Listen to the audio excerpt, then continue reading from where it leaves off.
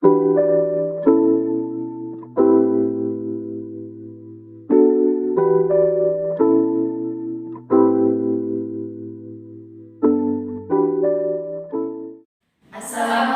warahmatullahi wabarakatuh. Perkenalkan, kami dari kelompok 6. Saya Pias Alfika Niriati, NIM 067. Saya Hurjatun Nafisa, NIM 068. Saya Intan Karisma Destiana, NIM 069. Saya Laura Soferiskana, NIM 070. Saya Rahmalia Agustin, NIM 071. Kami mahasiswa Poltekkes Kemenkes Malang, Prodi Sarjana Terapan Kebidanan Malang, tingkat 1 kelas 1B. Pada video kali ini kami akan menjelaskan mengenai anatomi tengkorak janin dan anatomi panggul beserta ukuran-ukurannya. Berikut saya akan menjelaskan tentang anatomi tengkorak kepala bayi baru lahir. Kepala bayi terdiri dari bagian muka dan bagian tengkorak. Bagian tengkorak terdiri dari 2 buah os frontal, 2 buah os parietal, 2 buah os temporal, dan yang terakhir os occipital. Pada tulang tengkorak terdapat 4 sutura yang menyambungkan bagian-bagian dari tulang tengkorak. Yang pertama ada sutura frontalis, yaitu yang menyambungkan antara os frontalis kanan dan os frontalis kiri. Untuk selanjutnya, sutura koronaria, yaitu yang menyambungkan antara os frontalis dan os parietal. Untuk sutura sagittalis, yaitu yang menyambungkan antara os parietal kanan dan kiri. Yang terakhir ada sutura lamboidea, yaitu yang menyambungkan antara os occipitalis dan os parietalis. Ubun-ubun besar atau fonticulus mayor. Ubun-ubun besar terdapat pada pertemuan antara 4 sutura. Sutura sagittalis, sutura koronaria, kanan dan kiri, dan sutura frontalis. Ubun-ubun kecil atau fonticulus minor. Ubun-ubun kecil terdapat pada pertemuan antara 3 sutura, yaitu sutura lamboidea kanan dan kiri dan sutura sagittalis. Selanjutnya penjelasan tentang ukuran-ukuran pada tengkorak kepala bayi. Pertama yaitu suboccipitobregmatica antara foramen magnum ke ubun-ubun besar. Jaraknya yaitu 9,5 cm. Selanjutnya yaitu diameter suboccipitofrontalis, yaitu antara foramen magnum ke pangkal hidung. Jaraknya yaitu 11 cm. Selanjutnya diameter fronto-occipitalis antara titik pangkal hidung ke jarak terjauh pada belakang kepala. Jaraknya yaitu 12 cm. Selanjutnya diameter mento-occipitalis antara dagu ke titik terjauh belakang kepala. Jaraknya yaitu 13,5 cm. Selanjutnya diameter submentobregmatica antara ozoid ke ubun-ubun besar, yaitu jaraknya antara 9,5 cm. Selanjutnya ukuran lintang dan lingkaran. Diameter biparietalis antara kedua parietalis dengan ukuran 9 cm. Kemudian diameter bitemporalis antara kedua tulang temporalis dengan ukuran 8 cm. Ukuran lingkaran yang pertama suboccipitobregmatica diukur dari os occipitalis sampai dengan dregmatica atau ubun-ubun dengan ukuran 32 cm. Yang kedua fronto-occipitalis diukur dari fronto atau os fronto atau dahi sampai dengan os occipitalis melingkar dengan panjang 34 cm. Yang ketiga mento-occipitalis diukur dari dagu atau mento ke os occipitalis melingkar dengan diameter 35 cm. Pada bagian ini merupakan ukuran kepala bayi yang paling besar. Baik, selanjutnya saya akan menjelaskan mengenai anatomi panggul. Tulang panggul terdiri dari 3 bagian. Yang pertama, os coxae, os sacrum, dan os coccygeus. os coccyx dibagi menjadi 3, yaitu os ilium atau tulang usus, os ischium tulang duduk, dan os pubis tulang kemaluan.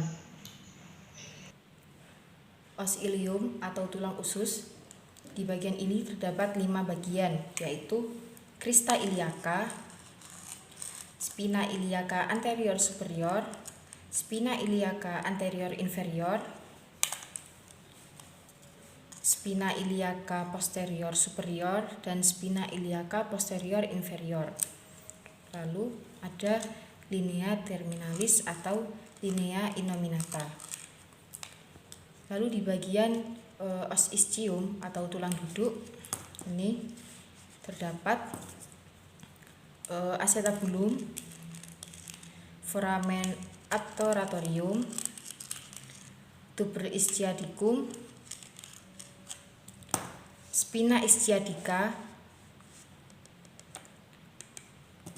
yang lekukan pendek ini disebut dengan incisura ischiadica minor, dan yang lekukan panjang disebut dengan incisura ischiadica mayor. Lalu pada os pubis atau tulang kemaluan terdapat symphysis pubis, ramus superior, dan ramus inferior.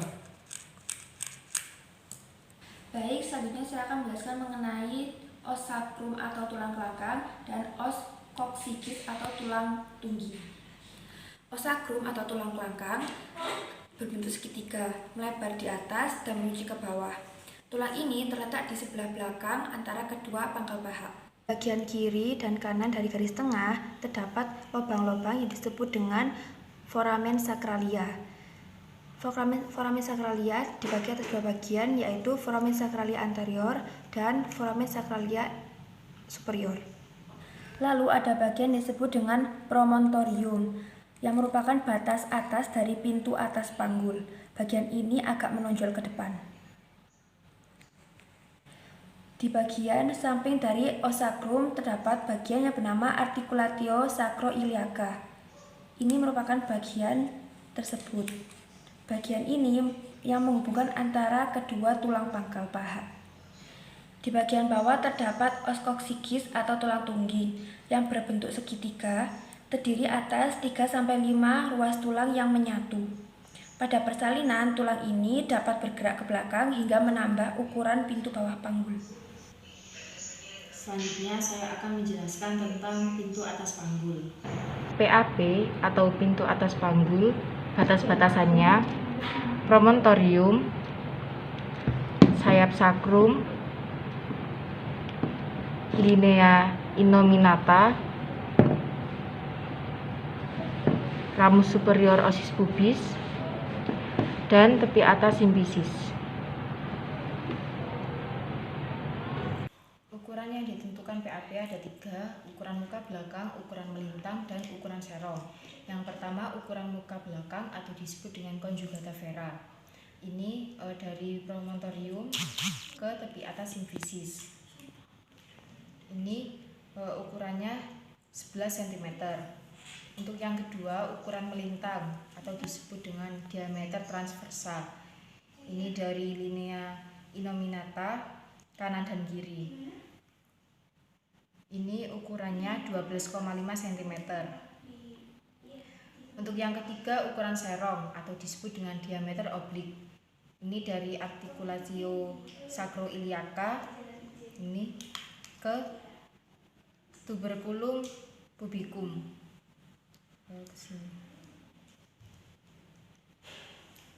Ini ukurannya 13 cm. Saya akan menjelaskan mengenai bidang luas panggul. Batas-batas dari bidang luas panggul yang pertama yaitu pertengahan dari symphysis pubis, namun bagian dalam. Lalu ada pertengahan dari acetabulum, ini acetabulum, namun juga bagian dalam, itu di sini. Dan selanjutnya yaitu pertengahan dari ruas sacrum 2 dan 3. Ini ruas sacrum pertama, kedua, berarti di sini 2 dan 3. Tengah-tengahnya sini. Jadi bentuknya seperti ini. Bidang luas panggul. Ukuran-ukurannya yaitu ukuran muka belakangnya sekitar 12,75, yaitu dari pertengahan simplicis pubis dan pertengahan dari sakrum 2 dan 3. Seperti ini, sekitar 12,75 cm. Lalu ukuran melintangnya yaitu dari pertengahan acetabulum bagian tengah, yang kanan dan yang kiri, yaitu sekitar 12,5 cm. Bidang ini tidak menimbulkan kesukaran dalam persalinan dikarenakan tidak ada ukuran yang kecil. Saya akan menjelaskan bidang sempit panggul atau bidang tengah panggul. Bidang sempit panggul atau bidang tengah panggul. Bidang ini terdapat di ujung bawah simplicis, kedua isiadika, dan memotong 1-2 cm sakrum. Ukuran muka belakangnya 11,5 cm.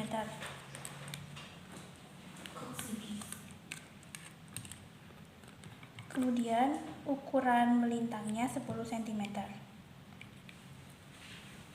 Bidang ini merupakan jalan lahir yang paling sempit. Selanjutnya saya akan menjelaskan pintu bawah panggul. Pintu bawah panggul bukan satu bidang, namun terdiri dari dua segitiga dengan dasar yang sama. Dasarnya yaitu garis yang menghubungkan kedua tuber isiadikum kiri dan kanan. Jarak ini merupakan dasar pintu bawah panggul. Segitiga depan dibatasi oleh orpus pubis.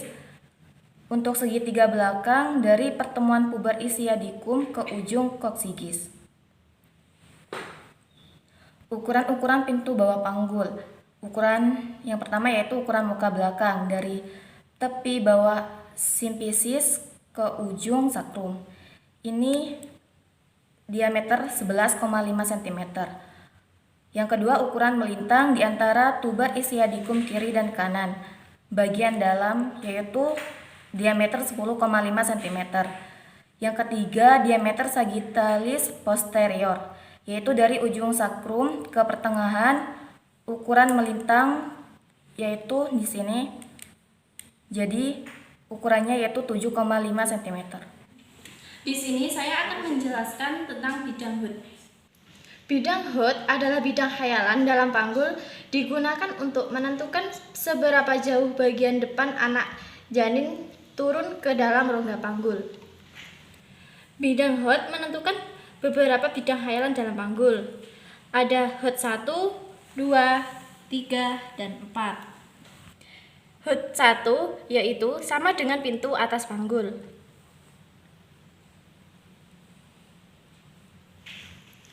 Hood 2 sejajar dengan hood 1 melalui pinggir bawah simplicis. Hood 3 sejajar dengan hood 1 melalui spina isiadica. Hood 4 sejajar dengan hood 1 melalui ujung os koksigis.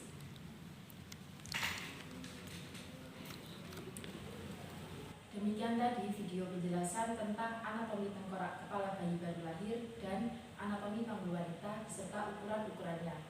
Kurang lebihnya mohon maaf dan terima kasih. Wassalamualaikum warahmatullahi wabarakatuh.